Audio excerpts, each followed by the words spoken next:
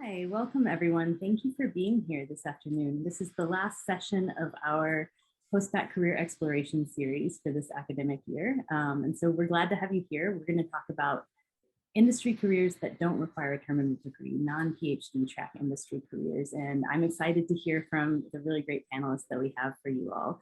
I'm going to hand it over to Brad Faffer, our industry careers advisor. Brad.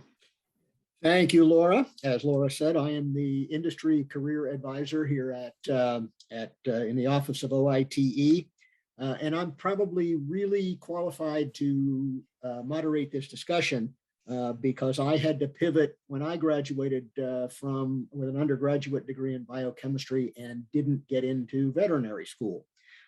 That turned into what has been a rather long and rewarding career in the pharma and biotech sector. So we have a distinguished panel here, and I'm going to let them introduce themselves. So Neely, if you would start. Hi, good afternoon, everybody. My name is Neely Gal-Edd. I am the Director of Program and Portfolio Management at MacroGenics. We're a local biotech company in the Rockville, Maryland area. I've been with the company for 8 years now, and I'm happy to I look forward to hearing some questions that you guys have about different things that you have in mind about these industry careers. James, over to you. All right, thanks. So I'm James Rapley. I'm actually a product development engineer at Microban International. So we make antimicrobial coatings. If you've ever been at Walmart or some of these stores, and we make a spray that goes on and it has residual disinfectant and all of these things. But anyway, I've been here for about 2.5 years now, and I'm happy to be here as well. I think this is very relevant information.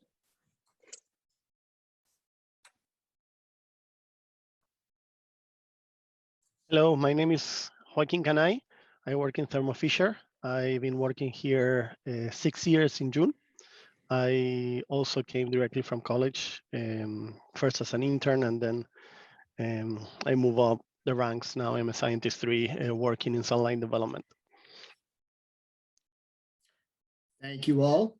And I should say, first of all, I think our education system does us a disservice because I think they point to the fact that if you're going to work in the pharma industry, you need to have an MD or a PhD. And that is definitely not true. A contact of mine from AstraZeneca actually said that of AstraZeneca's hires, about 50% of them have bachelor's degree, and somewhere under 5% of the hires have PhDs. So there are a lot of opportunities here, and that's what we're here to talk about. Most importantly, I think that for the audience, we want to make sure we answer your questions. So if you have questions, please put it into the Q&A. Laura will be monitoring that, so we want to make sure we can answer as many of those as we can. Starting off, let's go back to Neely here. And how did you choose to go into industry? Talk a little bit about your decision and then how the transition went.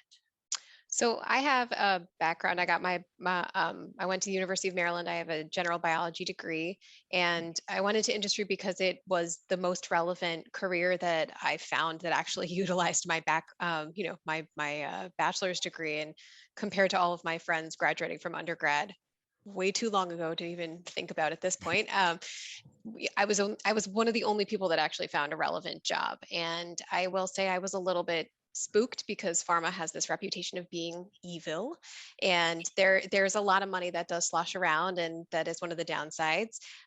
But that I found it as an opportunity to leverage what I had learned in an applied model rather than in theoretical, basic scientific academic research. And that to me felt like it was a real world, like I said, an application of everything that I had learned in undergrad. So it worked really well for me.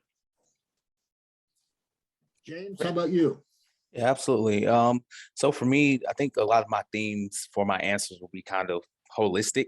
So for me, I actually got my master's degree from Furman University down in Greenville, South Carolina.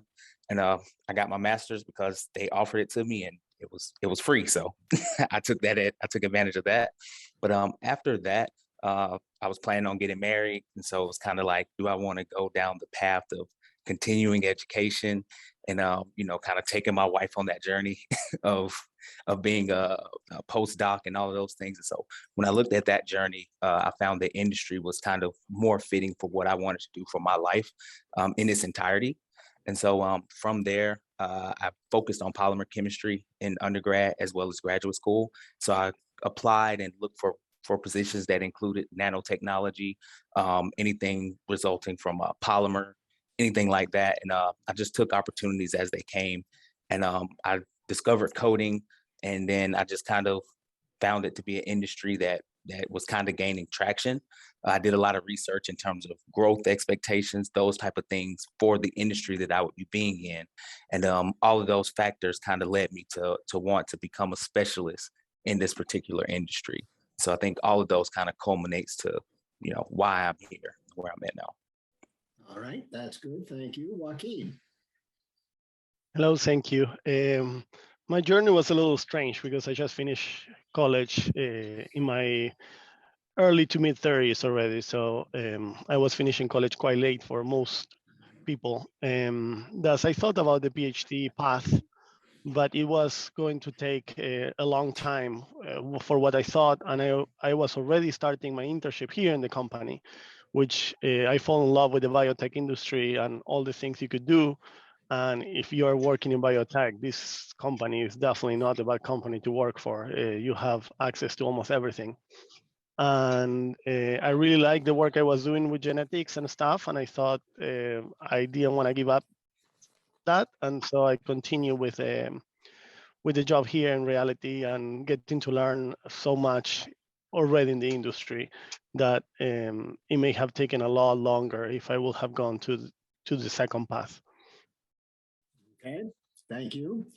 And a question that has come in from the audience, and this is for you, James. Why did you choose a career in product development? Unmute. Absolutely. So my background, so I fell in love with research as an undergraduate, and I found that was kind of my sweet spot. And so from there, I've always kind of stayed in the research and development realm. And from there, anytime I would have an opportunity to be I started out as a lab technician, again, but just learning about research and development.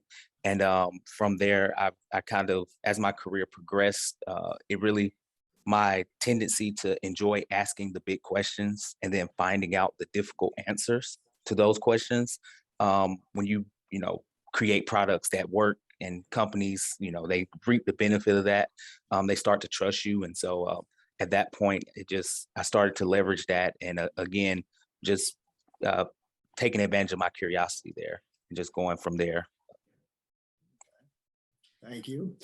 And this, I'll open it up to the group. There's a couple of questions around here, and I'll try to paraphrase. Is there a ceiling?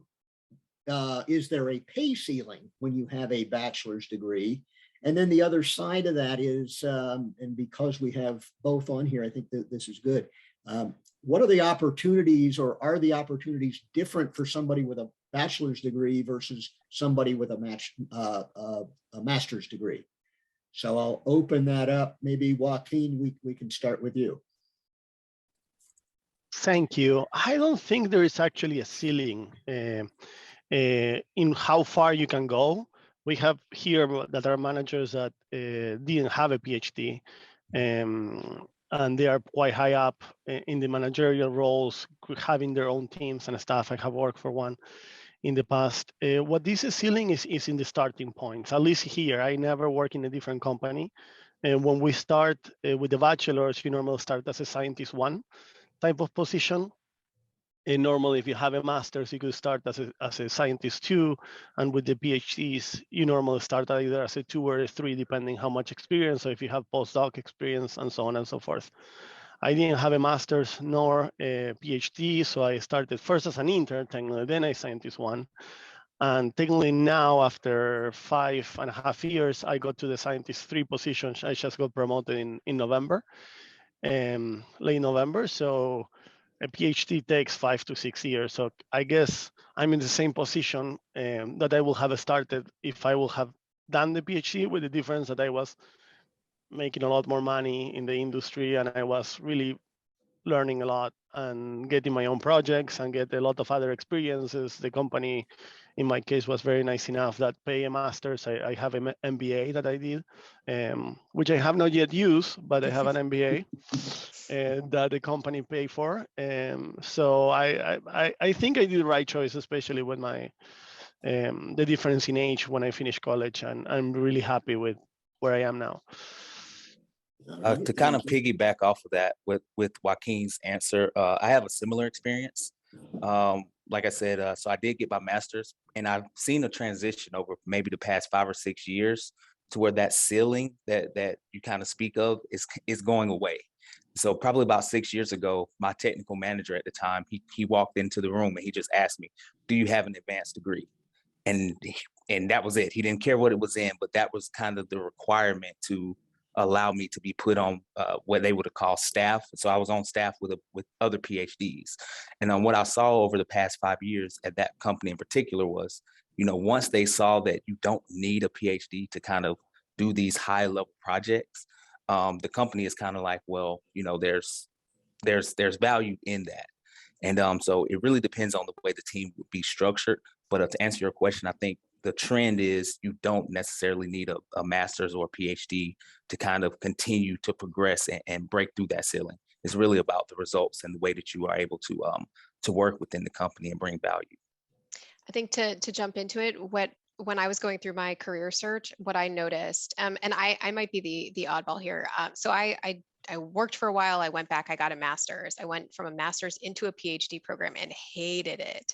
I started getting migraines at the bench and was looking for every opportunity not to do my work, and started looking at jobs. And so I was accused of procrastinating and not doing my work, but it landed me where I am now. So in the end, I think it was worthwhile. But what I did notice when I did that was that a lot of jobs were PhD plus 5 years of work experience, or master's degree plus 10 years of work experience. And I had this little bug in my ear of, what if I could be that person?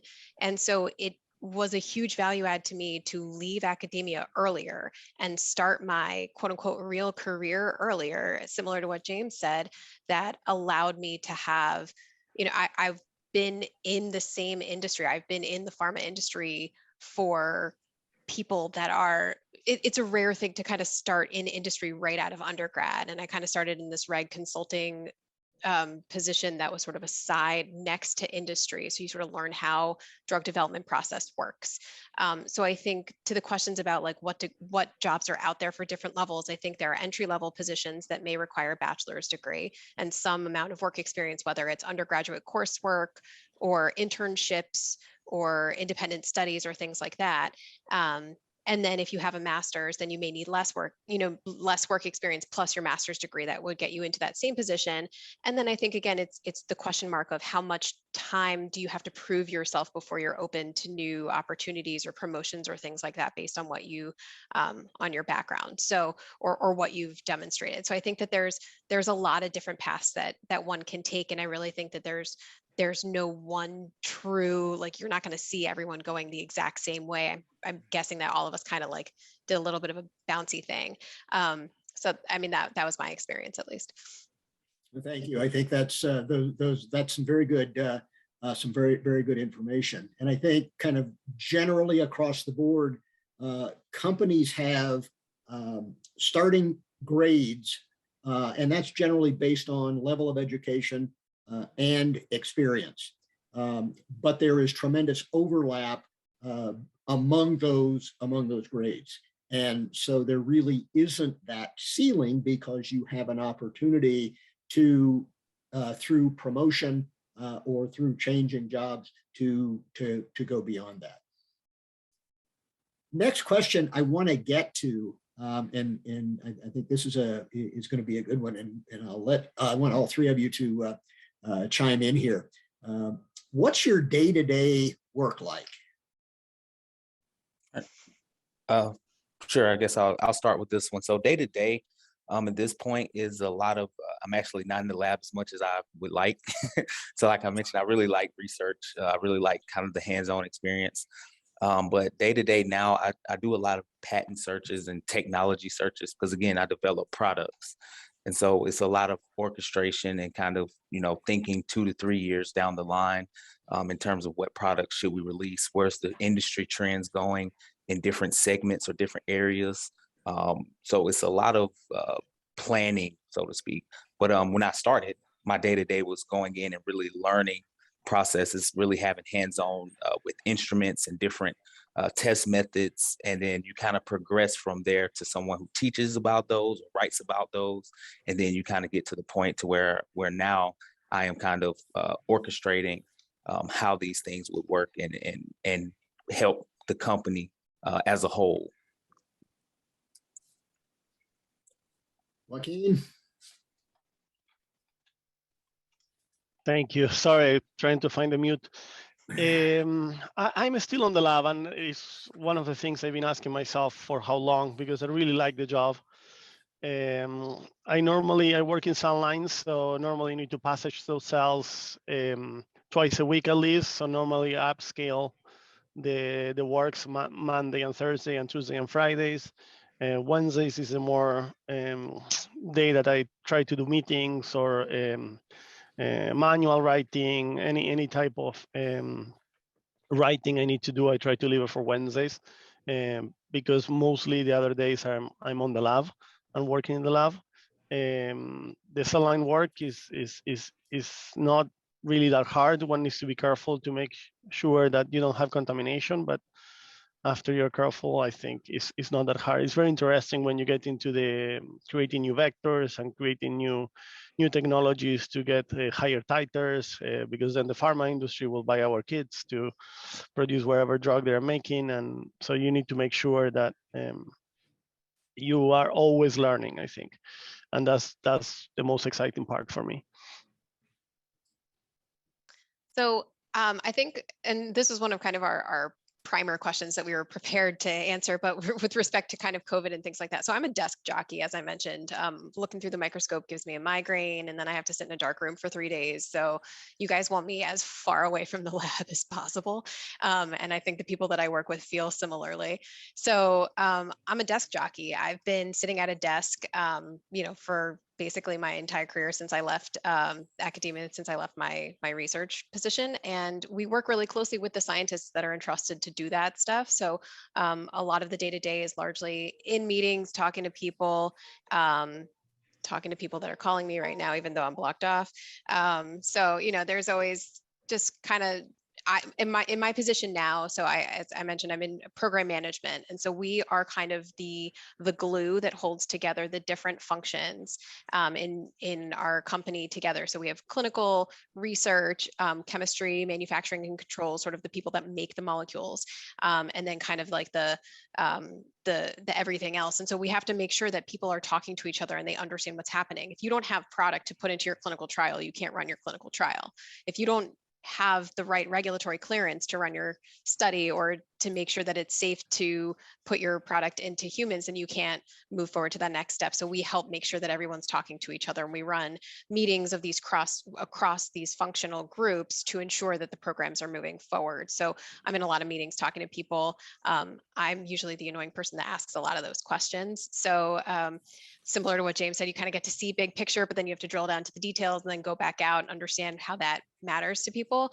So there's sort of starting in a meeting and then follow up and then follow up and then follow up. And then there's kind of the usual stuff of like, I think this is similar to lab stuff, documenting meeting minutes, agendas, keeping everything organized, trying to have project plans, timelines to understand how you're going to execute what you're doing. So that's sort of how my day-to-day goes. I think I rambled a bit there, but hopefully you guys got it.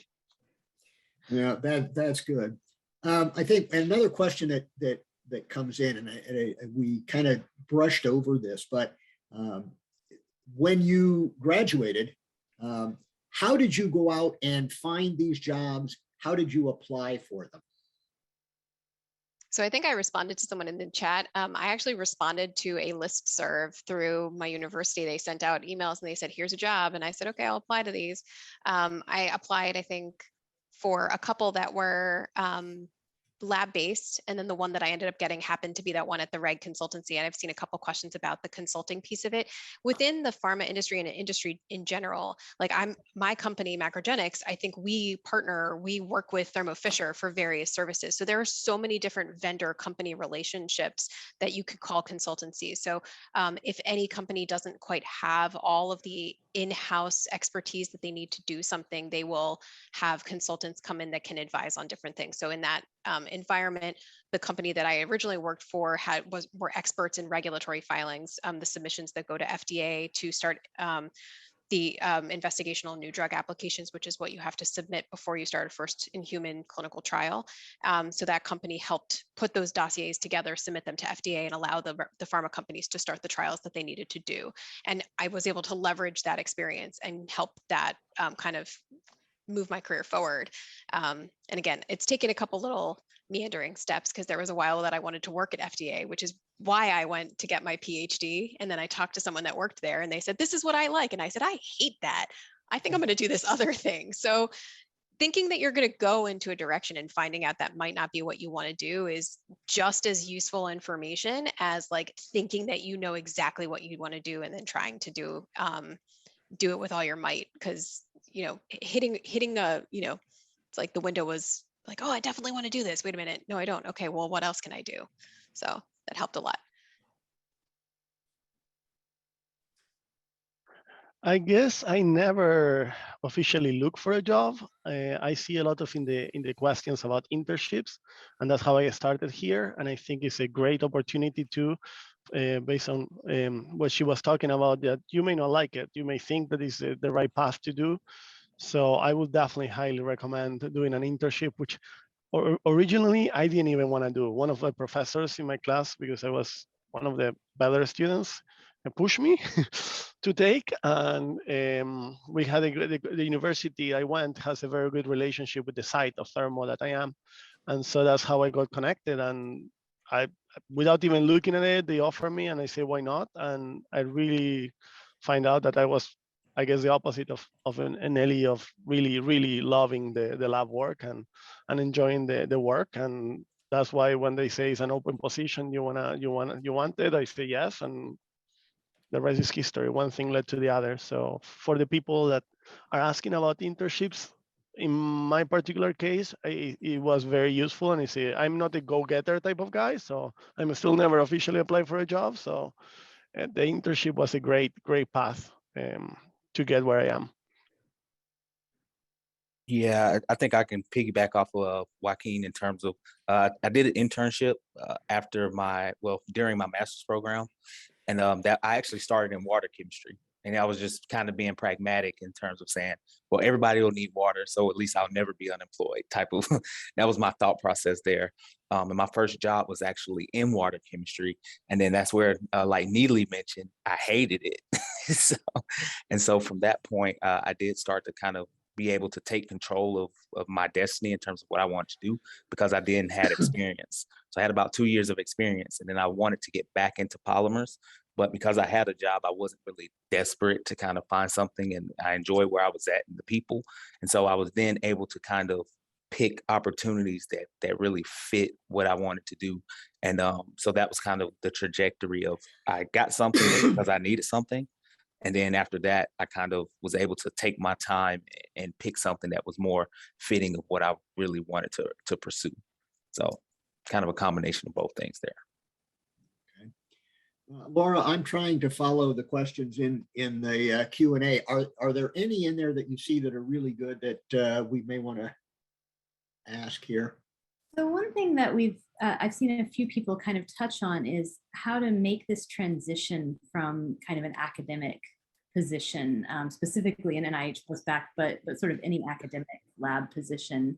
Are there specific skills that you need that help you make that transition, or specific qualifications that they can look for, things like that?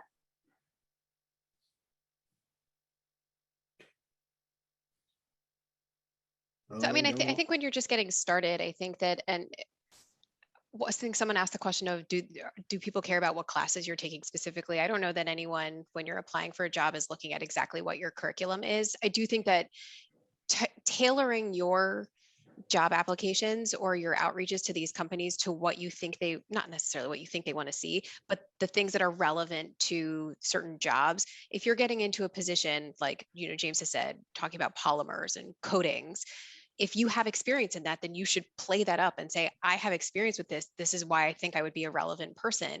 If you don't, then don't lie about it and don't like try to pretend like you've got experience you don't have. But I think for my company in our research group, they do, they use certain techniques in the lab like flow cytometry. So if you've got experience with flow cytometry in a basic scientific lab, you can put that on your CV and talk about the projects that you were involved with that utilize that in an applied setting. And then that leads people to believe like, oh, they understand what they're doing and why they're doing it.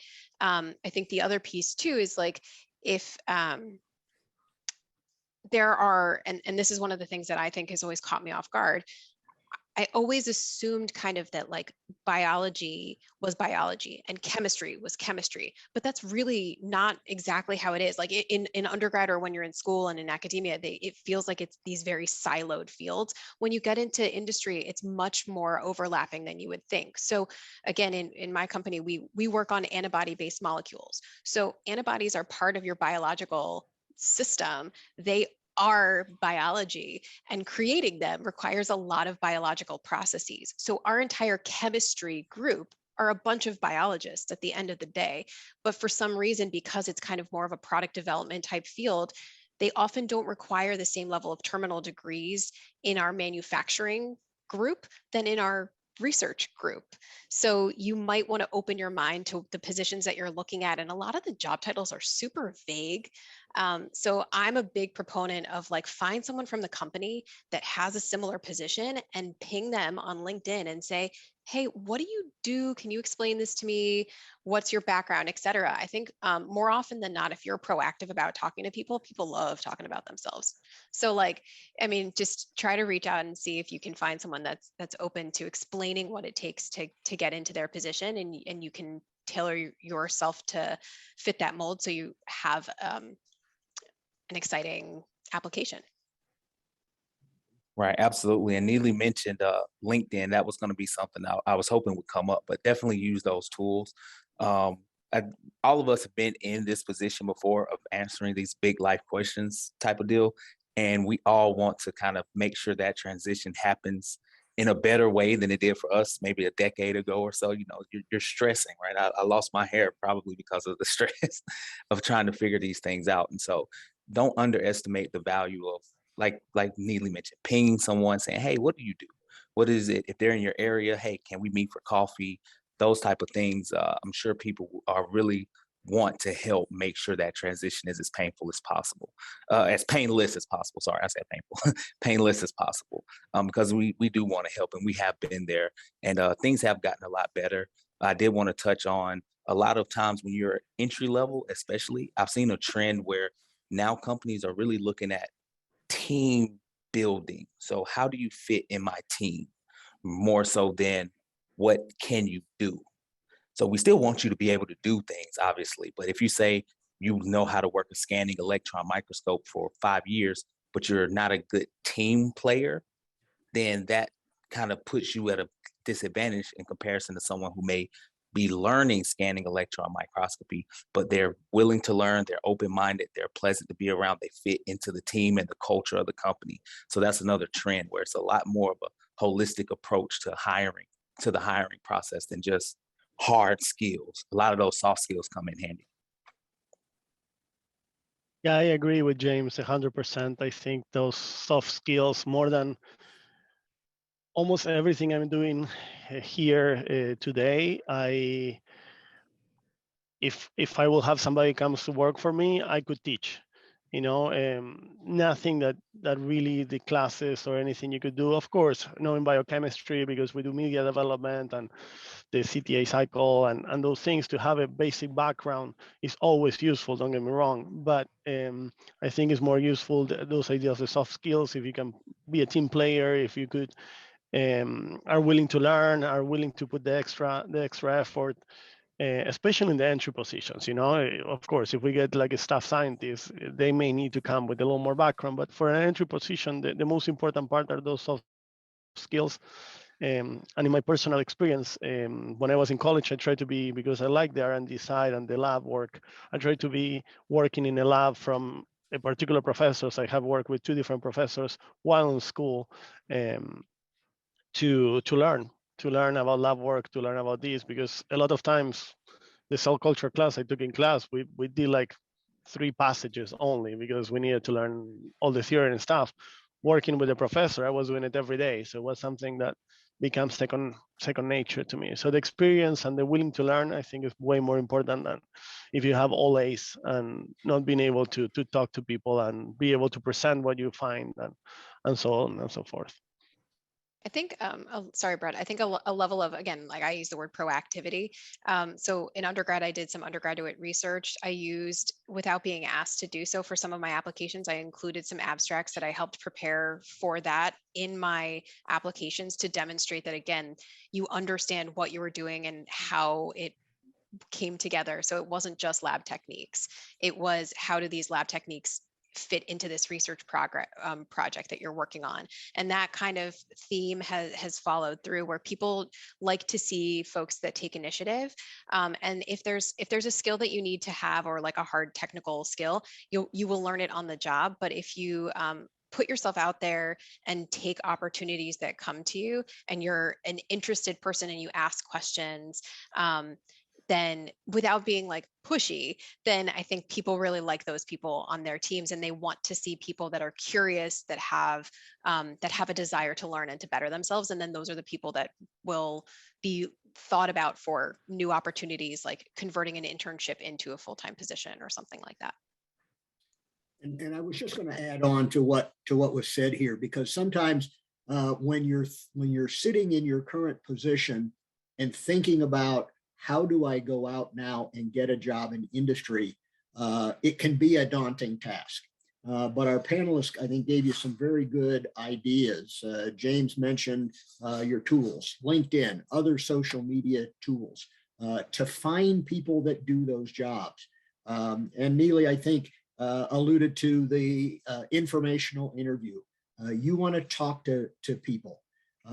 For those of you that are here in Maryland, the Maryland Department of Commerce on their website has a listing, a searchable list of all the biotech companies in the state. And there's about 1,100 of them. So they give you the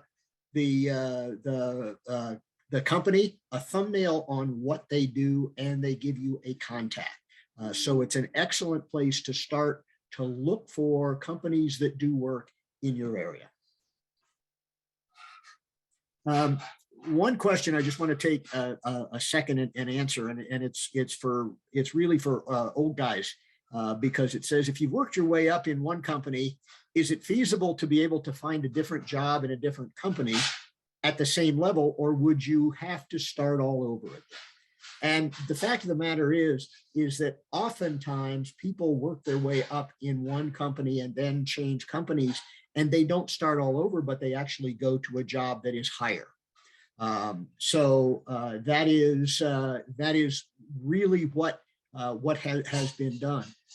When I started in the industry, there were a lot of big companies and not very many little companies. Today, it's almost flip-flopped, and there are still some big companies, but there's a lot of little companies. So there are opportunities to do that, to work your way up in one company and leverage that expertise and that experience for another job. And I would also say that I think the opposite potentially could be true, where I think there's a lot of ladder stepping now. So sometimes you can also, so I actually have a good friend that I work with now she's a CMC project manager. And her next career step is that she's going to move to a company where she's going to become a global project manager, like more similar to what I do, where we kind of stitch all of the groups together. And so she's able to take her project management background and her technical background, but kind of step it into a new space. And she's not going to start from scratch. They're not going to make her start all the way at the bottom. They're going to allow her to utilize the experience that she has as a PM and hopefully give her the skills that she needs to take this new opportunity. So I've seen examples similar to that across the board. And then also to what Brad said, informational interviews, that's basically how I am where I am. Both for telling me not what I wanted to do, and then also to finding careers. So before I joined MacroGenics, I actually worked at the NIH in a kind of junior PM position at one of the institutes there. And I found that position through an informational interview. I met someone, I said, I'm in grad school right now. I'm not sure if I should stay. What career opportunities are available for people with a master's versus people with a PhD? And I just wanted her overarching sense of like, is this a mistake for me to leave if I'm already halfway done? And she said, we need someone that looks like you right now. When are you available? And I was like, fabulous. I can stop looking at the microscope. This is so great. So, again, like you never know if you just kind of knock on a door, what opportunities will open up. And again, those are the people where if something comes up, that's the person that reached out to you proactively, you might think of them the next time something opens up. So like if one of you guys contacts me and says, hey, I'm interested in blah, blah, blah. If we had an entry level position or something or an internship, and I said, hey, this person was really great to talk to. They had such insightful this background and they're interested in this, and this, they would be great for this role. I now know you, I have a name. So like, you're going to stick out to me and I'm going to push your CV through as opposed to it coming through on the black hole of online job applications where it may not even get to me if it's getting screened by HR first. You know what I mean? So like you can kind of create inroads in different creative ways by just with a little bit of effort and networking with people that you can find. I think one question here, I think it's important to get an answer from the group. Are there any kind of courses or certifications that can help prepare or bolster your resume?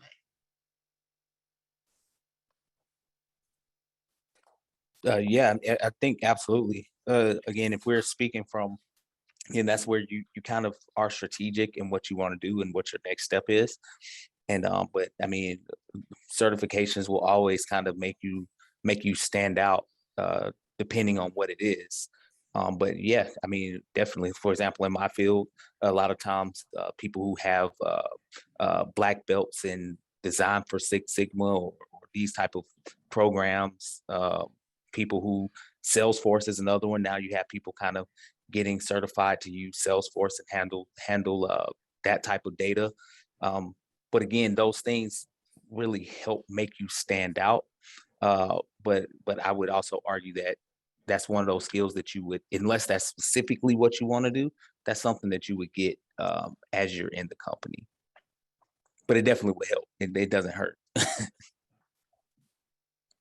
think for PM, there are a lot of credentials now. There's the project management, the PMP, the professional management. But I don't know. Anyway, it's a credential. I personally feel like credentials are a kind of a self-propagating thing. So it's like once you get the credential, then you have to keep taking classes to maintain your credential.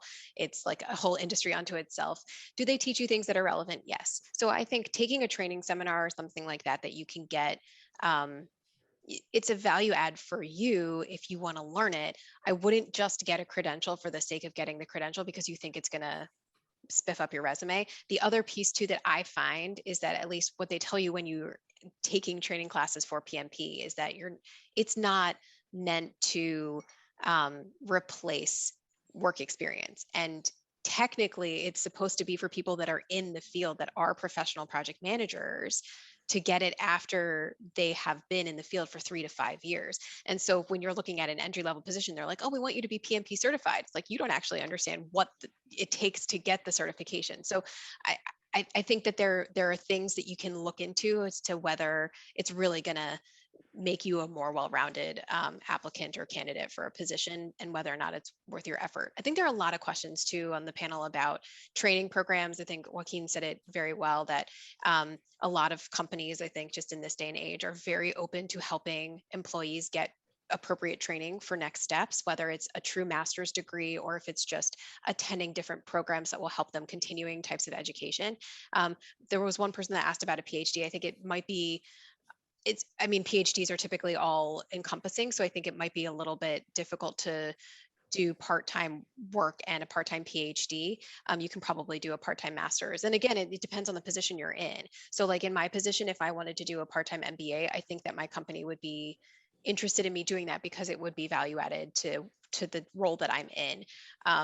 And so I think it depends on what you're interested in. Like if you want to go get an accounting degree, I don't know necessarily that the company will pay for it unless there's an opportunity for you to then become an accountant at the company that you work for or something. Yeah, they're saying good points. I'm not the guy who believes too much in certifications. I think that you need to go after if you are the best in whatever you do and really enjoy doing it, having or not having the certification doesn't make the difference in the end. I think anybody needs to have that growth and go after those things for what they can learn and they can bring to the plate, more than, oh, I have this piece of paper that says I'm certifying whatever. I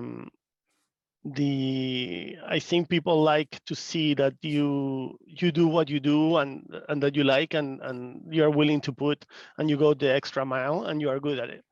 If I have the certification and I'm bad and Neely doesn't have the certification, but she's better than me, they will hire Neely over me any day. It may help to build a resume, but in the end, I don't think that's much of a difference. I think we got a lot of convergence on that answer. I think if there are specific areas for specific jobs, we mentioned Six Sigma was mentioned, perhaps something around project management, then it makes sense to do that. In general, industry doesn't have a lot of respect for academic certifications. And so I think you're probably better off spending your time networking than you are spending your time trying to get a certification. Yeah, Brad, sorry, I saw a question about if you could do that PhD and the industry job at the same time. Sure. It's very hard. And I think what Neely says is true, is depending what it is. I know few cases that did it, but those cases were in research and development, and they were the university and the companies to be in line that wherever research project you do, both parts can take advantage of it. And because a lot of times industry works with a lot of proprietary things and so on and so forth, that academia is kind of the opposite, is always open. It can be a little conflict in that. So it's a very hard thing to do, but cases exist. So if it's something that you really want to pursue and it's something I want to work with this professor while you're working in the industry and both can partake, then it can still be possible. I think some good points there. And I think, Neely, you referred to that as well. Pretty difficult because a PhD program is so all-encompassing to go back to do that while you're working. Now, a master's degree, I think, is a little different case. I went back while I was working and got an MBA, and I know of a number of other people who have done that as well as a master's degree in one of the sciences. Laura, is there one in here that we should pick out? So one that it's a pretty straightforward question. It might have a short answer, but a lot of our attendees are interested in how specifically industry might view their post-baccalaureate experience. And so is that viewed as academic experience? Does it count as work experience? I'll let the panelists take a whack at that one. So I think that it's somewhat of how you guys view your experience. If you view it as academic versus if you view it as work experience, and then again, how you explain what you did to a potential employer. So if you're treating your post-bac experience as a job, which I hope you are, and there are things that you're learning from it, you're working with others in a group setting, you're hopefully leading some teams, you're organizing your thoughts, you're making sure that your documentation's all in order. There are things that can easily be applied that would be necessary in a work environment. So if you talk about it in that professional view set, or like with that perspective, then an employer will agree with you. If you talk about it as this was the extension of my undergrad, or I'm not really, like, again, if you're not sure what you were doing, or you kind of underplay what you did, then it might just be viewed as academic, and therefore it may not be obvious to either a recruiter or a potential employer whether that experience is relevant to them. And so you could be undervaluing yourself and looking more entry level versus like having 2 or 3 years of work experience coming out of the gate. Yeah, I think so. I mean, Neely, that's the perfect answer. I mean, that, that there's really nothing to add to that. But I did want to say, from a practical standpoint, in terms of like leveraging that in terms of like your qualifications, like maybe instead of entry level 1, you want to be an entry level 2 or 3. I think you can leverage that and kind of say, if you guys are asking, if a company is asking for someone with bachelor's qualifications and they offer you to say you're a scientist 1, and you know that you have more experience than that, then you can say, hey, I think I should be a scientist 2. Not in those words, but you have some leverage there. But that's really the only thing I can add to what Neely was saying. You have some leverage there to market yourself. And Yeah, I agree one with both. The important thing is how you know how to promote yourself and know the whys of what things you did, wherever experience you get, that you understand what you're doing. You're just not hands doing it, but understand the whys of what you're doing it. So then when you get to those interviews and stuff, you can say, oh, I work in this project and I learned so much, I did this and that, and I think this could be very good to bring to the table. And I think an important thing to point out here, and when I work with people on putting resumes together and preparing for a job search, the one thing that I tell them, and this is something that many people, particularly in the academic setting, don't realize, but if you move from a bench science position at NIH to a bench science position in industry, and this is at whatever level, from a bachelor's, master's, PhD, you're going to be doing exactly the same thing. Now, the context is different because in industry, you are trying to develop a product toward market. In the academic setting, you're doing it for academic enlightenment, but you're doing the same thing. So it's really important to think of that as experience, to think of your work at NIH as experience.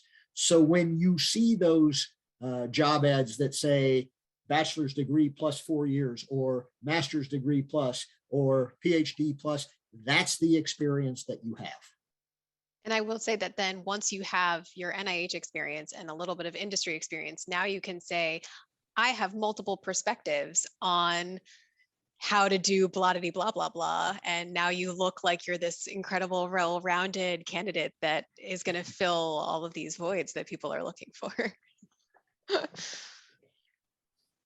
And I think I saw a question that came in. I think resume and CV or curriculum vitae are kind of used interchangeably. I think CVs are typically, I think, for people that do have terminal degrees and often tend to be longer. You've got like the 15,000 publications that I will never have on mine.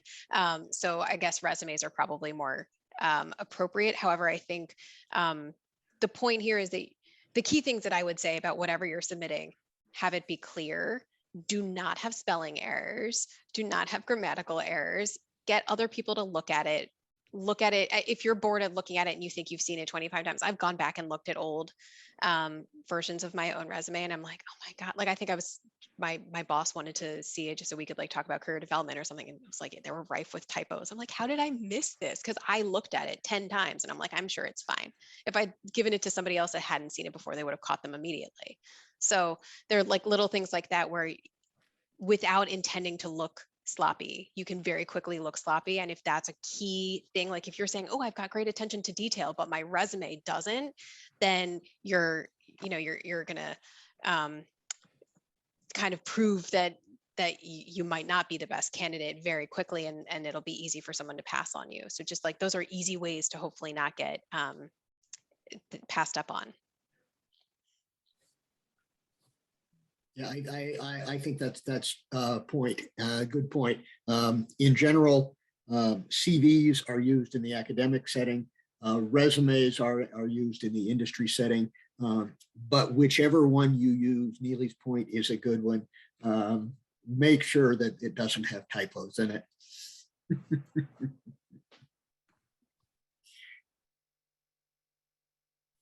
Brad, there's one question that it's actually for James, but I think we can just broaden it a little bit to be kind of about the work-life balance in industry.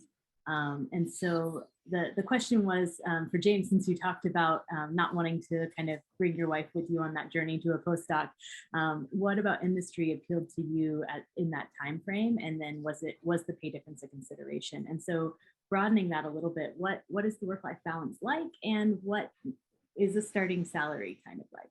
Right, absolutely. So I think work-life balance has been turned upside down since COVID. So you have people can work from home depending on your responsibilities. But I'll take it from an entry-level perspective. We normally ask our scientists, they would typically have to be in the lab because that's where their work is. Depending on the company, there may be flexibility to kind of structure your week to where you can work Monday through Thursday, and then maybe Friday you do a lot of work from home. So there's options there that weren't available maybe 5 years ago, 3 or 5 years ago. As far as the starting salaries, I think from my experience, it kind of depends on the region and everything, but it's kind of flat across the board, depending on, but for me, I had to choose from zero to a salary. So I chose a salary. But again, once you get your foot in the door, one of the closing remarks was I was going to have is just kind of taking control. So get in, and then once you're in, that's where you really have an opportunity to take control of your destiny and realize you have a lot more leverage than you may feel like you have, kind of starting out. I think to follow on what James was saying, at least for me, like once you're in, like I've been in positions where I've kind of been like, I'm not sure if I like where I'm at. And then you just kind of take a step back and you sort of look at where you're at and you're kind of like, okay. And at least for me, like I don't love boxes. So if I'm told this is your role, this is the box that you live in, this is what you do, some people love that. And that's exactly what they want to do. They want to have like a checklist that they can come into and say like, I'm going to do this today and this tomorrow and that on Thursday. I was sort of like, I want to wear all these different hats. So once it became very clear that my last job was going to become more boxy, I was like, okay, so now I know that this is boxy, and that helped answer a question that this is not going to be forever. And so then you start looking for, okay, so what's next? And being able to even just know that this is not going to be forever is a wonderful, again, it helps, it puts a little bit of a fence post on one side, and then you figure out what other directions you can turn on. It's not closing you off. It's just kind of, it's changing the direction of the stream or whatever. I'm mixing analogies. I think for work-life balance, I think I have a lot of work-life balance. Again, I'm hybrid. Well, I'm supposed to be hybrid. I haven't gone back in the office. I saw my CEO. He's like, I haven't seen you around. I'm like, nope, you haven't. So we proved for 2 years that we can do our jobs from home. I'll go in tomorrow. But it's been flexible, and my line management's really supportive of it. I have a young family. I have a 4-month-old. So that's actually why I've decided to stay home for the time being. And I think that work-life balance, it's what you make of it. And I think that what James said is totally true. COVID has changed what the typical workday is, and some of the flexibility comes from the people that you work with or the organization that you work with. And there are some people that are just a little bit more old school, that want people there traditional 9 to 5. And then there are people that are kind of like, if you're getting your job done, you're getting your job done. That said, if you are at the lab and you have an experiment where you're going to have to do 25 passages of your cells or something like that, and you have to be there to run your assay, then you're going to have to adjust your schedule to accommodate that. And I think that there's an expectation to acknowledge that. So if you do have, there might be a night there you have to stay until midnight because that's what the experiment requires, similar to an academic setting. But I would think that shouldn't be a huge surprise. And then again, I think that if you're staying until midnight to do your experiment, then maybe the next day you're writing it up at home, like James suggested or Joaquín suggested. So there, you can kind of flip it around. With respect to salary, it's a little bit hard to say because I think each industry has slightly different starting points. There are probably some really good resources out there. I think Glassdoor could be one where you can kind of start. Region is a big driver in it. So like what the pay scale might be in the DC area versus in North Carolina versus in New York, where the three of us are probably totally different. I know like for my company, we're fighting against the pharma companies that are in Rockville, but because of this remote environment, we're now actually competing for talent in Boston and San Francisco. And San Francisco has a very high cost of living. I mean, not that you thought the DC area was cheap. So like, it's still hard we're kind of realizing that these ranges are getting broadened across the country. But I think a lot of this information is out there. It's hard to find it, but if you find it, then it's a good resource to keep poking into. And I think I'm going to jump in here now because we're approaching the end of our hour. And I'd like to get one piece of advice that each of our panelists have for the attendees. And Joaquín, let me start with you. What's a piece of advice you would give them as if they want to transition into industry? My advice will be to find something they like to be doing. And as I say, sometimes you need to take these internships to see if you like them, and you end up that you don't like it. Sometimes, like me, you end up liking it, but work in something you like, because if you end up working in something you don't like, it doesn't matter if you get better pay or not, then you end up hating after a while, and it's not a nice life to have. And in my experience, I have much more life balance here than in academia, so I really like. It's true, I need to come on weekends once in a while if the experiments requires, but then at the same time, I can take a day in the middle of the week. So if you do what you love and what you like, life will be much better. Neely, what one last piece of advice for our attendees? Put yourself out there, and then once you do, listen. So if you talk to people, listen to the advice that they're giving you, listen to the people that you work with, and kind of read between the lines. Because there's a lot of information in what people are trying to tell you that might not be on the surface level. So it's kind of a level beneath it. I think that's it. Yeah. And then also. Okay. And James? Yeah, definitely being able to take control and realize that you are kind of in control of where you want to go and what you want to do. Being able to say, I like this, I don't like this, and realize that you have the ability to find what it is that you like and push it as far as you want to push it. And then if you no longer like that in 5 years, pivot and you can do something else. You don't have to just stay in one place, especially now. We have a lot of technology and tools that'll aid you in doing that. So that's a big one. And I think going on with this, my advice is that oftentimes people, when they're sitting at this point and looking at potential transition to industry, is that they're making a decision that's going to affect the rest of their life. And yeah, that may be true, but think of it this way. You're making a decision that's probably going to affect the next 2 years of your life, because at that point, you'll have another opportunity to transition. And if you want to go back into the academic environment, you can do that at that point. If you find that you're in a position that you're boxed in, there are opportunities to change. The nice thing about the life sciences industry is that it is clustered. And so when you're in a company, you are in an area where there's a lot of other companies and potentially a lot of other opportunities. And so just final thing, as I see we're at 2 o'clock, those of you that have questions or want to talk, I am, as I said, the industry career advisor. You can make an appointment with me through the OITE scheduling app.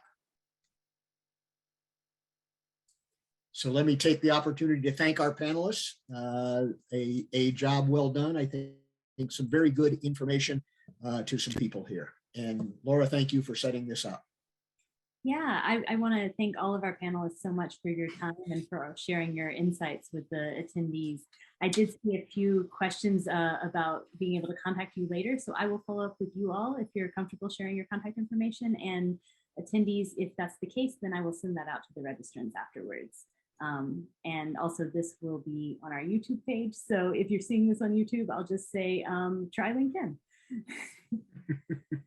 So thank you all very much, and thank you for being here.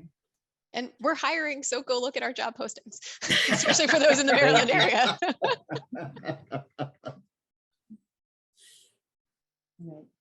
Bye-bye. Goodbye, everybody. Thanks, everyone. Bye. Thank you.